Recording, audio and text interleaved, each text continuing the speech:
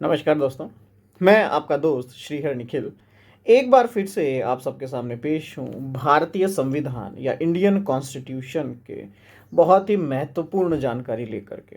हमारा लक्ष्य, हमारा ध्येय, हमारा उद्देश्य है कि केवल छोटे से छोटे समय में या फिर मैं कहूँ केवल 10 मिनट के अंदर हम आपको हमारे संविधान की वो जानकारी दें जो आपके लिए बहुत काम की है, जो आप चाहें तो एग्ज़ाम हॉल में जाने से जस्ट पहले भी देख सकते हैं, जो आप चाहें रोज़ सोने से पहले भी देख सकते हैं, जो आप चाहें खाते-खाते भी देख सकते हैं, चाय पीते-पीते भी देख सकते हैं।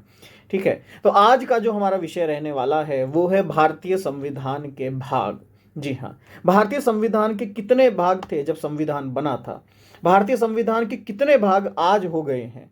वो कौन-कौन से भाग थे जो कि संविधान के अंदर संशोधन के द्वारा जोड़े गए थे?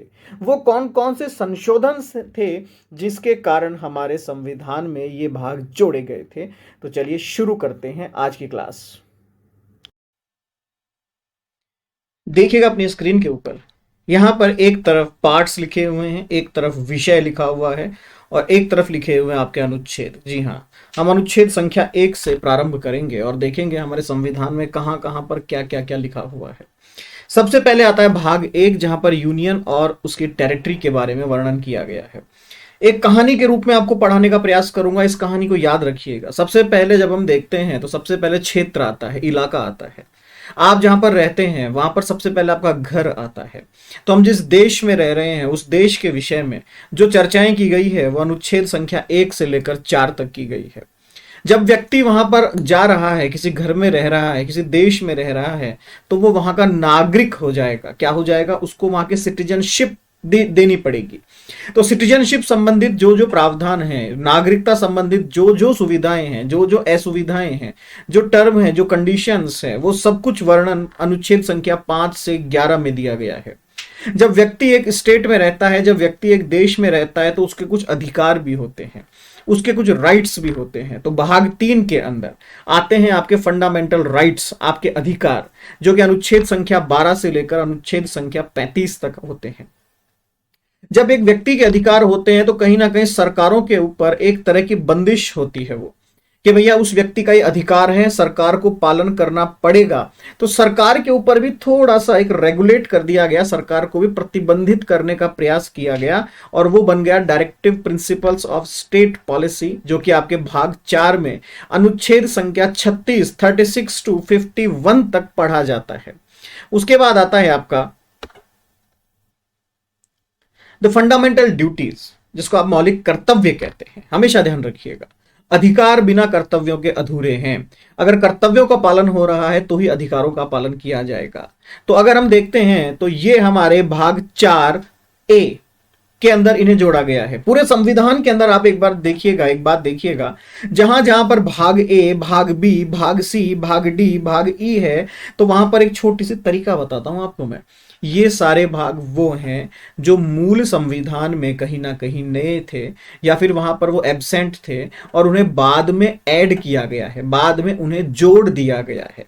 तो उसमें पहला, सबसे पहला हमें अभी तक दिखाई दिया वो है फंडामेंटल ड्यूटीज, जो कि अनुच्छेद 51A के अंदर लिखा गया है। देखिए, हमने अनुच्छेद भी बढ़ाने का प्रयास नहीं किया, हमने उसको 51A के रूप में पढ़ा। आगे देखते हैं। अधिकार आ गए, कर्तव्य आ गए, सब कुछ आ गया, लेकिन यहां पर राज कौन करेगा? The union. भाग 5 आता है जहां पर यहां संघ की बात की गई है, यूनियन की बात की गई है, हमारे संगठन की बात की गई है। 52 से लेकर के 151, 522151, द यूनियन। और यूनियन के अंडर में कौन होगा? The states. तो जस्ट छठे भाग में, 5वें में यूनियन, छठे के अंदर स्टेट है।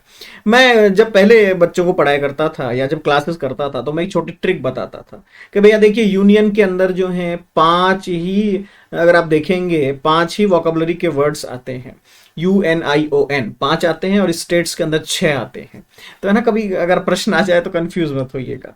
यूनियन में 5 ही आपकी वर्णमाला के अक्षर हैं, तो वहां पर वो भाग 5 से जोड़ दिया, और स्टेट में 6 हैं तो हमने उसको 6 में जोड़ दिया।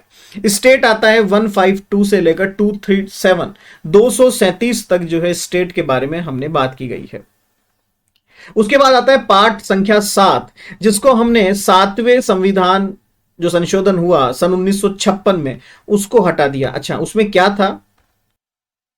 देखिए अगर आप देख सकें तो 237 तक तो स्टेट है, उसके बाद भाग 7 आ गया और उसके बाद भाग 8 आ गया, तो बीच में जो गायब है वो है अनुच्छेद संख्या 238। इट मीन्स पार्ट 7 के अंदर जस्ट और ओनली या मात्र या केवल एक ही अनुच्छेद हुआ करता था जो था 238। 238 था। इसमें एक चीज और ध्यान रखिएगा, यह संविधान का एकमात्र ऐसा भाग है जिसको पूर्ण रूप से ही हटा दिया गया है, पूर्ण रूप से इसे समाप्त कर दिया गया है। और उसका कहीं ना कहीं अगर हम कारण जानने की प्रयास करें तो यदि आपको पता हो कि भाषा के आधार पर राज्यों का निर्माण, उस तर्क से या उस मुद्दे से संबंधित ये घटनाएं थी जिसके कारण इसको हटाया गया था। जब कभी हम मेंस की क्लासेस करेंगे या चर्चा करेंगे इस विषय पर, चिंता मत कीजिए, मैं एक एक एक एक आपको धाराएं पढ़ाऊंगा, अनुच्छेद पढ़ाऊंगा, प्रावधान पढ़ाऊंगा, करंट अफेयर्स पढ़ाऊंगा, जो जो पढ़ा सकता हूं, मेरे पास जितना समय होगा वो सारा पढ़ाऊंगा। उसके बाद आती है आपकी यूनियन टेरिटरीज, जो कि आपके अनुच्छेद संख्या 239 से लेकर 242 तक चलती है। यूनियन टेरिटरीज जिसको आप कहते हैं केंद्र शासित प्रदेश, ऐसा प्रदेश जो वास्तव में है तो प्रदेश, लेकिन वहां पर जो शासन होगा, वहां की जो व्यवस्थाएं होगी, वो राज्य नहीं देखेगा, वो केंद्र देखेगा। ये वो प्रदेश थे जो कहीं ना कहीं सक्षम नहीं थे, ये वो प्रदेश थे जो कहीं ना कहीं मैं कहूं कि थोड़े से संदेहास्पद थे या थोड़े से ऐसे थे कि जिन्हें अभी बहुत संभालने की आवश्यकता थी। उन सभी को हमने यूटी या यूनियन टेरिटरीज के अंदर डाला है, जो कि आपके अनुच्छेद 239 से लेकर 242 तक चलते हैं। उसके बाद आता है भाग 9, जहां पर पंचायतों का वर्णन है, जो कि अनुच्छेद 243 से लेकर के 243 ओ, मतलब A B C D E F G H I J K L M N O, यहां तक पंचायत रहती है। इसके आगे देखिए भाग 9A और भाग 9B। मैंने अभी आपको एक बात कही थी, जहां पर 9A 9B 9C 9D ये वाले शब्द आ जाए तो समझ लीजिएगा इन्हें नया जोड़ा गया है, ये मूल संविधान के भाग नहीं थे। जब पंचायत थी तो पंचायत कहीं ना कहीं एक अधूरा सा कंसेप्ट लग रहा था सरकारों को कि केवल पंचायत ही क्यों, शहरों के अंदर फिर क्या व्यवस्था की जाए। तो भाग 9A के अंदर हमने म्यूनिसिपैलिटीज को जोड़ा, जो कि अनुच्छेद 243P से लेकर के 243 के अंदर भी अगर हम जाते हैं ZZ तक आती है। भाई एक बार ए से लेकर जेड तक खत्म, फिर दूसरा ले लो, फिर तीसरा ले लो, गाड़ी के नंबर प्लेट्स ऐसे ही होते थे ना, आप जानते होंगे। फिर हम आते हैं भाग 9B, वहां पर आता है कोऑपरेटिव सोसाइटीज, जो कि आपका 243H से लेकर शुरू हुआ और 243ZT तक चला गया। ये कोऑपरेटिव सोसाइटीज और म्यूनिसिपैलिटीज कहीं ना कहीं नए हमारे संविधान में ऐड किए गए थे।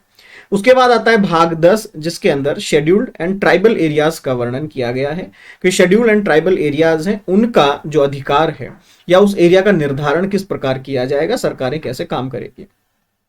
उसके बाद आता है भाग 11, जो हमें समझाता है कि relationship between union and state, जो कि आप सभी लोग बहुत अच्छे से वाकिफ होंगे। 245 से लेकर 263 तक ये चलता है। अनुच्छेद संख्या महत्वपूर्ण नहीं है यहां पर एग्जाम पॉइंट ऑफ व्यू से, सबसे महत्वपूर्ण है आपका भाग और भाग का विषय क्या है, पार्ट एंड द सब्जेक्ट।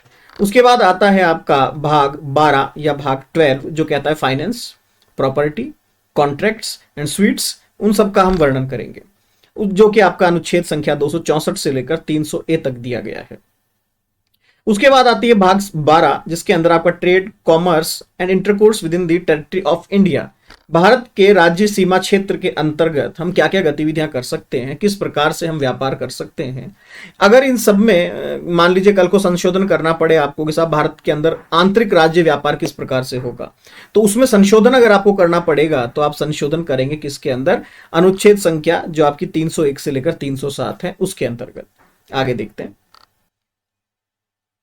आगे आता है आपका भाग 14 ये कहता है service under the union and the state, article संख्या 308 to 323। Then part 14A, again A, यहां ट्रिब्यूनल्स की मैंने बात की है, आर्टिकल 323A to 323B। फिर आता है आपका पार्ट 15, जहां पर इलेक्शन की बात की गई है, चुनाव संबंधित चर्चाएं की गई है, चुनाव क्या होंगे, कैसे होंगे, किस प्रकार से क्या क्या क्या करना है। अगर आपको चुनाव में किसी प्रकार का परिवर्तन करना है तो आपको इसमें परिवर्तन करना पड़ेगा, जो कि आर्टिकल 324 to 329A तक चलता है। फिर आता है आपका भाग 16, जहां पर special provisions relation to certain classes के बारे में, कुछ विशेष वर्ग के लिए, विशेष समुदायों के लिए यहां पर कुछ विशेष प्रावधान दिए गए हैं, जो कि 330 से लेकर 342 तक चलते हैं। फिर आता है आपका भाग संख्या 17, या 17 जिसे आप कहते हैं। यहाँ पर ऑफिशियल लैंग्वेजेस की बात की गई है, आपकी जो भाषा है, आपकी जो राज्य के काम करने की भाषा है, आपकी स्टेट की जो लैंग्वेज है ऑफिशियल, उसकी बात की गई है। 343 टू 351 अंडरलाइन कर लीजिएगा, याद कर लीजिएगा, ये आने वाले समय का करंट अफेयर का बहुत अच्छा टॉपिक हो सकता है। उसके बाद आती है आपकी भाग 18, जहां पर आपके 18 मतलब खतरा, खतरा मतलब इमरजेंसी प्रोविजंस। आर्टिकल 352 से लेकर 360 तक ये काम करता है। उसके बाद आता है पार्ट 19, जहां पर हम देखते हैं मिसलेनियस लिखकर इसे छोड़ दिया जाता है। आर्टिकल 361 से लेकर 367 तक ये चलता है, मिसलेनियस नहीं है, थोड़ा समझने का प्रयास कीजिएगा, 1 मिनट का समय लूंगा। यहां पर अनुच्छेद 14 का उल्लंघन कहा जाता है इसे। क्या ये अनुच्छेद 14 का उल्लंघन है? समानता का अधिकार, ऐसा यहां नहीं है। क्यों नहीं है? यहां पर राज्यपाल और राष्ट्रपति के लिए कुछ विशेष प्रबंधन किया गया है, विशेष प्रावधान किए गए हैं कि भैया इनके ऊपर किसी प्रकार की कार्रवाई नहीं होगी, ये किसी न्यायालय में कभी दाखिल नहीं होंगे, न्यायालय इन्हें बुला नहीं सकता है। तो ये कुछ लोग जो कानूनविद हैं वो इसे कहते हैं कि अनुच्छेद 14 का उल्लंघन है, लेकिन मिसलेनियस है, यहाँ पर अलग अलग तरह के प्रावधान जोड़े गए हैं 361 से 367। फिर आता है आपका भाग 20, अमेंडमेंट ऑफ द कॉन्स्टिट्यूशन। याद कर लीजिएगा, आने वाले टॉपिक का, आने वाले समय का करंट अफेयर का टॉपिक है, आने वाले एग्जाम्स में पूछा जाएगा। क्यों पूछा जाएगा? क्योंकि बहुत जल्द हम संशोधन करने वाले हैं, इसलिए। तो आपके भाग 20 के अंदर अमेंडमेंट ऑफ द कॉन्स्टिट्यूशन आता है, जो कि आर्टिकल 368 में लिखा गया है। फिर आता है आपका भाग 21, जिसके अंदर टेम्पररी या ट्रांजिशनल या स्पेशल प्रोविजंस की हमने बात की है, जो कि 369 से 392 तक चलता है। और उसके बाद आता है आपका आखिरी भाग 22, जहां पर short title, commencement, authoritative text, Hindi and repeals, इन सब का वर्णन हमने किया है। ये हमारे लिए महत्वपूर्ण ज्यादा है भी नहीं वैसे। अब यहां पर प्रश्न आता है कि जब संविधान बना था तब कितने भाग थे, और अगर आज मैं पढ़ता हूं तो कितने भाग हैं? उसका जवाब यह है कि जब संविधान बना था तो मैं केवल 22 भागों के साथ संविधान को लेकर आगे बढ़ रहा था, लेकिन धीरे धीरे वहां पर अलग अलग संविधान संशोधन होते गए और अब संख्या हो गई 25। अभी आपके संविधान में अगर मैं देखूंगा तो आप देख पाएंगे पार्ट 22 ही लिखा हुआ दिखाई देगा आपको, भाग 22। लेकिन अगर मैं संख्यात्मक बात करता हूं, नंबरिंग की अगर मैं बात करता हूं, तो ये 22 नहीं है, ये 25 हो जाता है। तो अब यहां दो प्रश्न आता है कि साहब संख्या के तौर पर अगर मैं नंबरिंग की बात करता हूं तो नंबरिंग में कितने पार्ट हैं? नंबरिंग में भैया 25 है। लेकिन अगर मैं कहता हूं कि कॉन्स्टिट्यूशन के अनुसार कितने हैं, तो 22 है। ये थोड़ा कंफ्यूज मत होइएगा इस बार। यहां पर मैंने एक और जोड़ा है कि कौन कौन से ऐसे प्रावधान हैं जो मैंने जोड़े हैं हमारे संविधान के अंदर। तो देखिएगा 4A फंडामेंटल ड्यूटीज, ये मैंने ऐड किया है। 9A जो म्यूनिसिपैलिटीज है, ये मैंने जोड़ा है। 9B जो कि कोऑपरेटिव सोसाइटीज है, ये मैंने जोड़ा है। 14A जो ट्रिब्यूनल है, वो मैंने जोड़ा है। ये सब मैंने इसमें ऐड किए हैं। अलग अलग आर्टिकल्स जुड़ते गए, बनते गए, 25 भाग तक हमारा संविधान चला गया और लगभग कहते हैं 450 अनुच्छेद हमारे संविधान में वर्तमान समय में कार्यरत हैं। ठीक है, तो ये आपका एक छोटा सा क्लास, आपके संविधान के भाग। आपका बहुत बहुत धन्यवाद।